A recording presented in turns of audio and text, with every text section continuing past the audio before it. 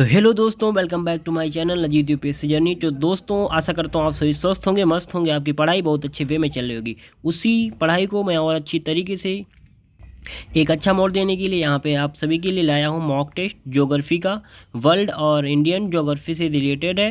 इसमें मैं 20 प्रश्न दूंगा। 20 में से अगर आप 13 या 14 सही कर ले जाते हैं या इसके ऊपर सही कर ले जाते हैं तो समझ लो आपकी पढ़ाई बहुत ही अच्छे वे में चल रही है, वरना आप सभी को और मेहनत करने की आवश्यकता है। ठीक है, तो ज़्यादा समय नहीं लेते हुए आज का मॉक टेस्ट स्टार्ट करते हैं। यहाँ पे हमारा पहला प्रश्न है कि हिंद महासागर की गर्म धारा है। हिंद महासागर की गर्म धारा है। ऑप्शन ए है लेब्राडोर धारा, बी है अगुल्हास धारा, सी है क्यूरोसियो धारा और डी है हम्बोल्ट धारा। ठीक है, तो यहाँ पे राइट ऑप्शन देख लेंगे। ऑप्शन नंबर बी हमारा हो जाएगा अगुल्हास धारा, जो है वो हिंद महासागर की गर्म धारा है। चलिए दूसरा देखते हैं, प्रश्न नंबर 2। प्रश्न नंबर 2 है लाल सागर एक ऑफ डैश दिया गया, गैप दिया है, का उदाहरण है। यानी कि लाल सागर किसका उदाहरण है। ऑप्शन ए है वलित संरचना का, बी है भ्रंश संरचना का, सी है लावा संरचना का और डी अपशिष्ट संरचना का। ठीक है, तो यहाँ पे राइट आंसर हो जाएगा हमारा ऑप्शन नंबर बी, भ्रंश संरचना का। लाल सागर एक भ्रंश संरचना का उदाहरण है। ठीक है, फटाफट से कराएंगे, कोई डिस्क्रिप्शन नहीं देंगे इसको क्योंकि ये एक मॉक टेस्ट है। चलो आगे देख लेते हैं। प्रश्न नंबर 3 है हमारा, रूपांतरित चट्टानों की उत्पत्ति गैप चट्टानों से होती है। किन चट्टानों से होती है। तो ऑप्शन नंबर ए है आग्नेय चट्टानें, बी है तलहटी चट्टानें, ठीक है, और सी है ए और बी दोनों, ऑप्शन नंबर डी है इनमें से कोई नहीं। तो ऑप्शन नंबर बी हमारा राइट हो जाएगा।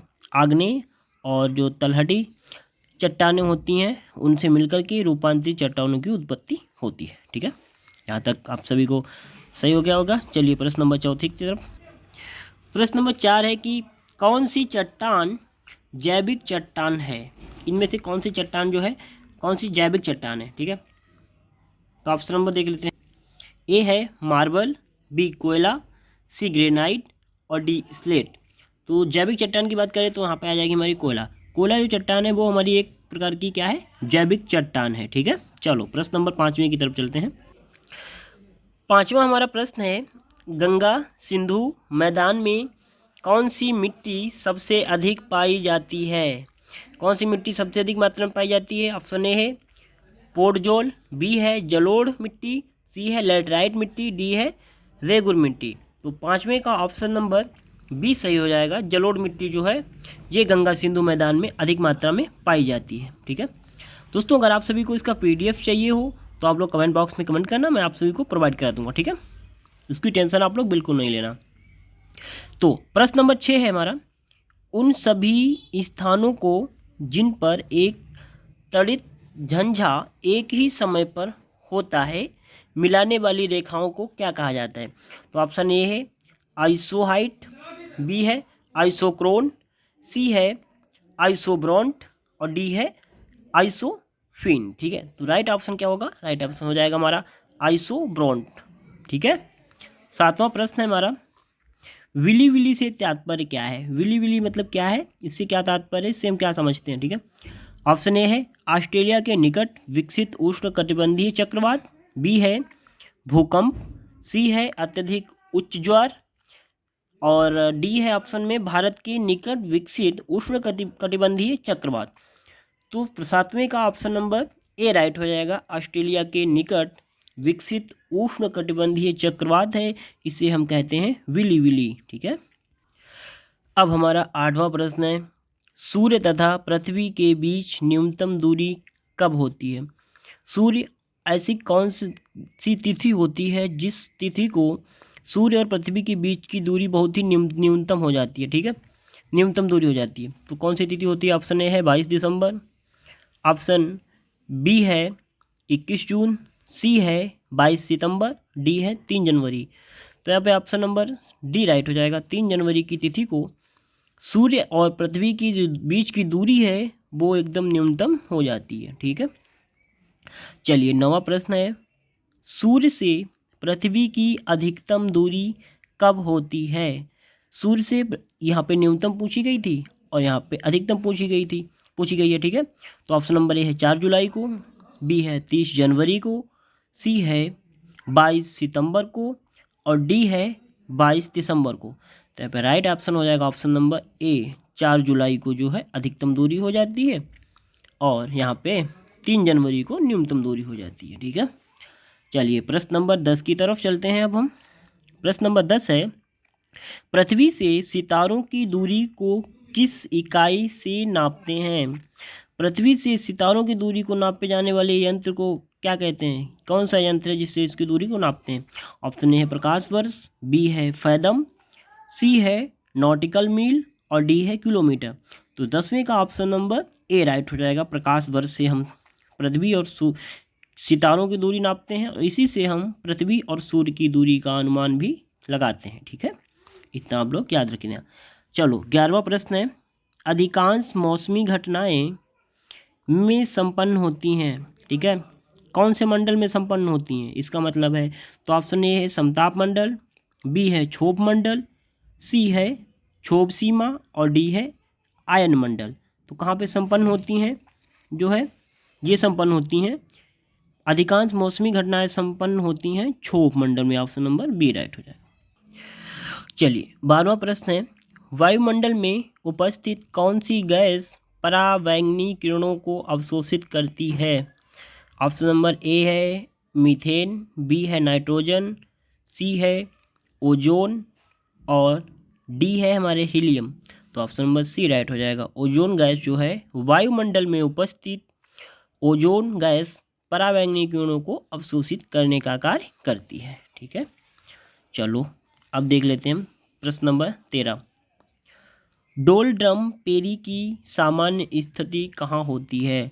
डोलड्रम पेरी है उसकी सामान्य स्थिति कहाँ पे होती है? ऑप्शन नंबर ए है भूमध्य रेखा के निकट, बी है ध्रुवीय क्षेत्रों के निकट, सी है कर्क रेखा पर और डी ऑप्शन है मकर रेखा पर। तो जो डोलड्रम पेरी है इसकी सामान्य स्थिति भूमध्य रेखा के निकट होती है। ऑप्शन नंबर ए सही हो जाएगा हमारा। चलिए 14वां प्रश्न है, फैरल का नियम किससे संबंधित है? फैरल का नियम की बात हो रही है यहाँ पे। तो फैरल का नियम किससे संबंधित है? ऑप्शन नंबर ए है पवनों की दिशा से, बी पवनों के वेग से, सी तरंगों की तीव्रता से या डी इनमें से कोई नहीं।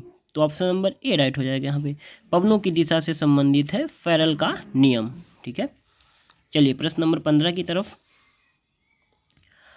टोर्नेडो से तात्पर्य क्या है?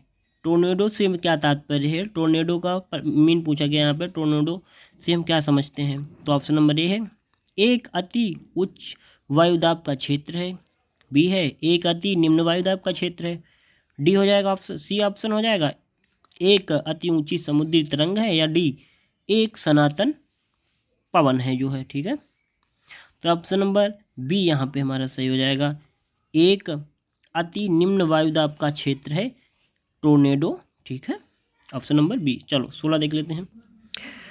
16 नंबर का प्रश्न है कि पछाव शब्द से क्या तात्पर्य है? पछाव शब्द ऑप्शन नंबर ए है एक नीला बादल इसे कहते हैं, एक बादल जिससे वर्षा हो रही है, एक ऐसा ऊंचा बादल, एक ओले का बादल। तो पछाव किसे कहते हैं? ठीक है, ऑप्शन नंबर 4 दिए गए हैं, इनमें से आपको एक राइट चुनना है।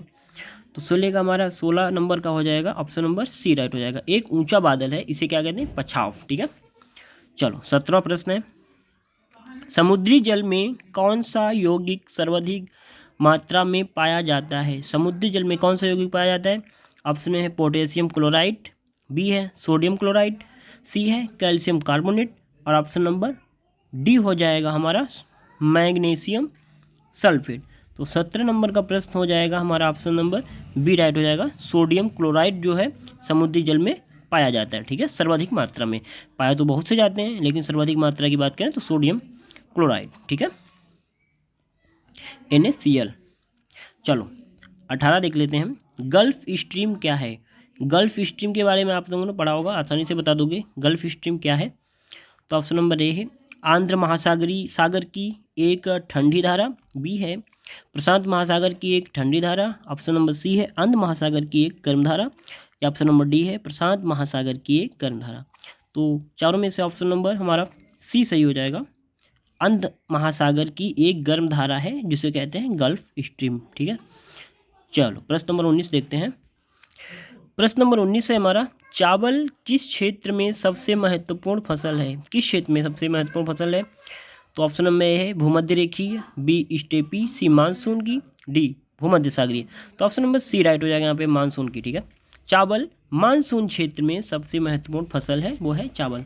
चलिए आज की क्विज का, आज के मॉक टेस्ट का हमारा जो है लास्ट क्वेश्चन है, अमेरिका के निवासी रेड इंडियन लोगों को किस नाम से जाना जाता है? ऑप्शन ए है बुशमैन, बी है अल्पाइन, सी है अमेरिन, डी है मैस्टिजो। तो ऑप्शन नंबर सी राइट हो जाएगा यहाँ पे, अमेरिन जो है, अमेरिका के निवासी रेड इंडियन लोगों को अमेरिन के नाम से जानते हैं। आप लोग कमेंट करके ज़रूर बताना कि आप लोगों ने इसमें से कितने जो है प्रश्नों को एकदम सही से राइट किया है। ठीक है, बाकी आप लोगों को पीडीएफ चाहिए तो आप लोग कमेंट में बोल देना, और अगर चैनल पर नया है तो इसी तरीके से मॉक टेस्ट पाने के लिए हमारे चैनल को सब्सक्राइब कर लें। अब वीडियो को अच्छा लगे तो वीडियो को लाइक करना। बहुत बहुत धन्यवाद।